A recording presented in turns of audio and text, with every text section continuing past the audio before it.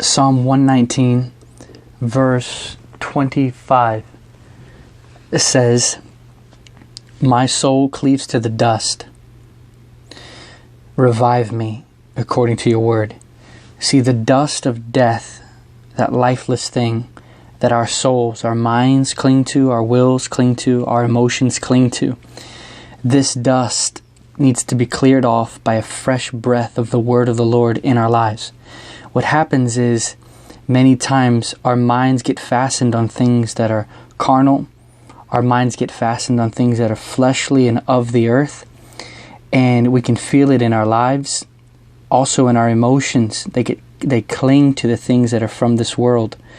And our wills go down into the death of not wanting God.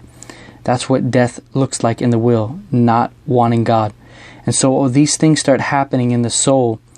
And it just is an indication that we need the word of the Lord fresh in our hearts. Because it is by the word of the Lord, the breath of God, that thing which comes out of his own mouth, that man lives. Man shall not live by bread alone, but by every word that comes out of, proceeds from the mouth of God. David says here, "Revive me according to your word." The word revive is very important because it means to get life again. It is the restoration of divine life. So that divine life is restored in us through receiving the word of the Lord. And it will blow off the dust of death that our minds try to cling to, our emotions try to cling to, and even our wills try to cling to, so that our wills are thriving with the will of God, and our minds are renewed by the Spirit, and our emotions are clinging to God with affection. So I encourage you to live even this day listening, so that you may hear the word of the Lord.